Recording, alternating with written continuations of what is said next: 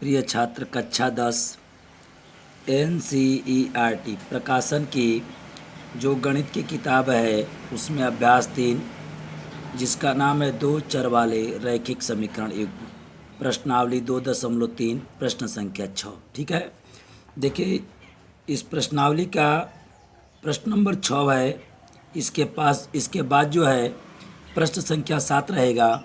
उसके बाद प्रश्नावली हमारा क्या हो जाएगा। देखिए यह प्रश्नावली जो है 2.3 नहीं है, यह प्रश्नावली है आपका 3.2। उसके बाद 3.3 प्रारंभ हो जाएगा। देखिए सबसे पहले सवाल को पढ़ते हैं। एक रैखिक समीकरण, देखिए 2x + 3y - 8 = 0 दी गई है। कह रहा है कि ये रैखिक समीकरण है क्योंकि देखिए चर के ऊपर एक घात है, चर के ऊपर एक घात है, और दो चर है, तो एक रैखिक समीकरण दिया गया है। और दो चरों में, ये दो चर में दिया गया है एक रैखिक समीकरण। देखिए दो तो चर हो गए, इसलिए दो चर हो गया, और एक एक घात हो गया, तो रैखिक समीकरण हो गया। और दो चरों में एक ऐसी और रैखिक समीकरण लिखिए। इसका कहने का मतलब यह है कि दो चर में एक रैखिक समीकरण दिया गया है और अपने मन से दो चर में एक रैखिक समीकरण लिखिए ताकि प्राप्त युग्म, युग्म मतलब जोड़ा, एक यह है, एक अपने से लिख देंगे, का ज्यामितीय निरूपण जैसा कि प्रतिच्छेदित करती हो। ठीक, देखिए कह रहा है कि प्रतिच्छेदित करती हो, करती रेखाएं हो, समानांतर रेखाएं हो और समपाती हो। तो सबसे पहले हम प्रतिच्छेदी के लिए लिखेंगे। ठीक, तो दी गई रैखिक समीकरण, देखिए जो दिया गया समीकरण है उसको मैं यहाँ पर उतार दे रहा हूँ। 2x + 3y - 8 = 0। अब क्या करेंगे, ये तो समीकरण दिया गया है। अब बताइए प्रतिच्छेदी के लिए प्रतिबंध क्या होता है। ठीक है, फर्स्ट है, पहला है। ठीक है, तो यहाँ पर 1 नंबर में लिख दे रहा हूँ और लिखेंगे प्रतिच्छेद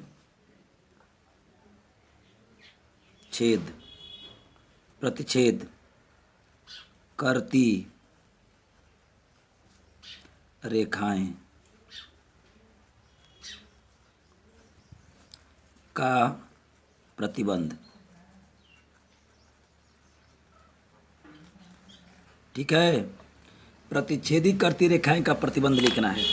तो पहले सबसे पहले मैं सूत्र लिख दे रहा हूँ, देखिए ध्यान से। A1/A2 पीछे पढ़े होंगे = बराबर B1/B2 = C1/C2, और ये बराबर नहीं रहता है। ठीक है, तो देखिए यह समीकरण दिया गया है और आपको एक और समीकरण लिख देना है, और ऐसा समीकरण लिखना है कि जब इसमें से A1/A2 और B1/B2 जब रखें तो यह आपस में बराबर न हो।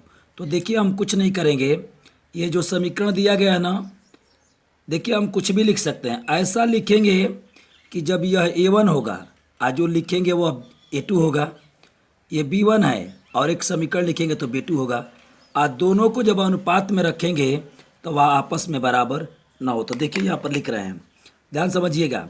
मैं तो इसी को जगह बस चेंज कर दे रहा हूँ। ठीक है, या अपने से भी लिख सकते हैं, ये नहीं कि मैं जो कह रहा हूँ उसी को लिखेंगे। जैसे मान लीजिए मैंने लिख दिया, समीकरण एक अपने से लिखना है तो लिख दे रहा हूँ। देखिए 3x + 2y ऋण किधर लिखें, आपकी इच्छा। मैं ये नहीं कह रहा हूँ कि इसी में का लिखिएगा।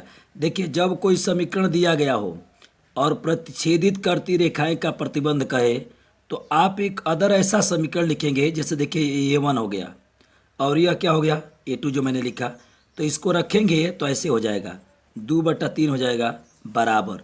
अब देखिए ये B1 हो गया और ये क्या हो जाएगा B2 हो जाएगा, 3 क्या हो जाएगा 2 हो जाएगा। देखिए कैसे हो जाएगा ना, ये A1 हो गया, ये A2 हो गया, तो 2/3 हो गया। ये B1 हो गया और ये क्या हो गया, ये B2 हो गया। तो बताइए यह दोनों, अब इधर क्या है, ये 8 है, तो आप क्या लिखेंगे, यहाँ पर 9 भी लिख सकते हैं, कुछ भी लिख सकते हैं, बराबर 0 लिख सकते हैं। ठीक, अब यह बताइए, आप 8 भी लिख सकते हैं। अब देखिए यह एक समीकरण दिया था, प्रतिच्छेदी कर्ती का ये मैंने प्रतिबंध लिख दिया, और यह जो है अपने से मैंने समीकरण लिख दिया। ठीक है, अब यह A1 हो गया, यह क्या हो गया, A2 हो गया, यह क्या हो गया, B1 हो गया, और यह क्या हो गया, B2 हो गया। आज देखिए मैंने जब A1 बटा A2, A1 का मान दूँ, A1 का मान दूँ, A2 का मान बताइए 3 ना, x के पास जो है, B1 के पास 3 और B2 के पास क्या हो गया, देखिए B2 के पास क्या हो जाएगा, B2 के पास 2, C1 बराबर -8 है और C2 बराबर क्या है, -9 है। ठीक, अब आपने 2/3 बराबर 3/2 बराबर -8/9 कट गया। बताइए यह दोनों आपस में बराबर है, तो जब दोनों आपस में बराबर नहीं है तो यह समीकरण आपका हो गया। देखिए मैं ये नहीं कह रहा हूँ कि आप इसी को लिखिएगा, आप अपने से लिख सकते हैं 7x + 5y। कुल मिलाकर के जब यह समीकरण है और जो समीकरण लिखे हैं उसका A1/A2 हम रखें और B1/B2 रखें तो वह आपस में बराबर नहीं होना चाहिए, और इसी का सहयोग लेकर के नहीं लिखना है। एक यह दिया है, एक अपने से लिख दीजिए। ठीक है, देखिए यह समीकरण जो था इससे प्रतिच्छेदी में लिख दिया, इसी समीकरण से समानांतर लिखेंगे। ठीक है, तो देखिए समानांतर के लिए सबसे पहले दिया गया समीकरण मैंने लिख दिया। ठीक है, इसी समीकरण का देखिए कुल मिलाकर के प्रश्न नंबर जो 6 है उसमें मान के चलिए कि आपका 3 प्रश्न दिया है, तो प्रतिच्छेदी तो हो गया क्योंकि दोनों शुरू का बराबर न हो, और समानांतर के लिए हम लिख रहे हैं। तो बताइए यहाँ पर मैं लिख रहा हूँ समानांतर, समांतर करती रेखाएं का प्रतिबंध। ठीक है, तो बताइए समानांतर करती रेखाएं का प्रतिबंध क्या होता है, ध्यान समझिएगा। A1/A2 is not equal to B1/B2 is equal to C1/C2। असमानांतर करती रेखाओं का ये लास्ट वाला बराबर नहीं होता है। ठीक है, तो देखिए ये समीकरण दिया है और हम ऐसा समीकरण लिखेंगे कि इसका A1/A2 बराबर हो जाए और B1/B2 भी क्या हो जाए, बराबर हो जाए, ये लास्ट वाला बराबर ना होता। जानते हैं आप क्या करिए, आप कुछ मत करिए, इस पूरे समीकरण को आप उतार दीजिए, इसी को पूरा उतार दीजिए, या चेंज करके ऐसे देखिए मैं यहाँ पर लिख दे रहा हूँ 2x प्लस क्या हो जाएगा 3y और माइनस इसको लिख दे रहा हूँ 9 बराबर क्या हो जाएगा 0। देखिए ये एक समीकरण दिया था 2x + 3y ऋण 8 बराबर 0, और एक आपको और समीकरण लिखना था जो समानांतर करती रेखाओं का प्रतिबंध हो।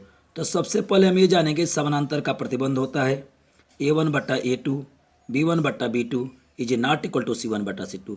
अर्थात कहने का मतलब है कि एक समीकरण हम ऐसा लिखेंगे जिसका जब A1 ये है, ये A2 है, बटा में रखें तो बराबर हो जाए। जैसे 2/2 रखेंगे, देखिए यहाँ पर इसको ध्यान से देखिए, A1 कितना है बताइए 2 है, B1 कितना है 3 है, C1 कितना है -8 है।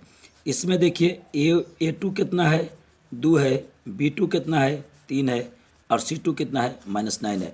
अब देखिए A1/A2 रखिए, A1/A2 B1/B2 और C1/C2।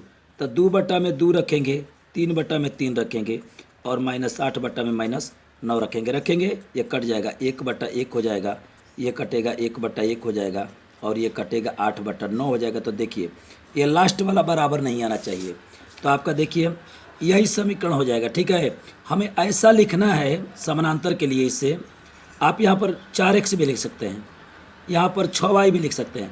कुल मिला के ऐसा रखिए कि A1/A2 करे B1/B2 करे तो ये दोनों बराबर हो जाए।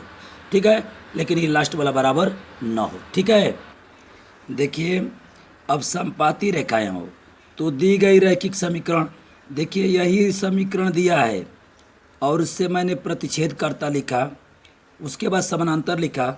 अब संपाती के लिए मैं लिख रहा हूँ, ठीक है ना। संपाती करती रेखाएं का प्रतिबंध, ठीक है। ध्यान से देखिएगा, बताइए मैंने यह समीकरण दिया है और एक आपको अदर समीकरण लिखना है, लेकिन एक बार संपाती हो तो सबसे पहले संपाती का प्रतिबंध देखते हैं। संपाती का प्रतिबंध क्या होगा बताइए। जैसे देख ले, लिख रहे हैं A1/A2 equal to B1/B2 equal to C1/C2, ठीक है। इस समीकरण से आपको ऐसा समीकरण एक लिखना है कि ये तो जो है A1 है, ये B1 है और ये C1 है, और जो लिखेंगे वह A2 B2 C2 होगा। और जब उसको बटा में रखें तो तीनों क्या हो जाए, बराबर हो जाए। तो कुछ नहीं करना है, आसान चीज़ है। देखिए इसका डबल कर दीजिए, ठीक है ना, इसको डबल कर दीजिए, तीनों बराबर हो जाए, ठीक है। इसका डबल कर दीजिए, नहीं तो एक काम करिए, इसी समीकरण को 2 बार लिख दीजिए तो भी बराबर हो जाएगा, ठीक है। लेकिन डबल कर दीजिए। देखिए मैं कर दे रहा हूँ, क्या लिख दे बताइए।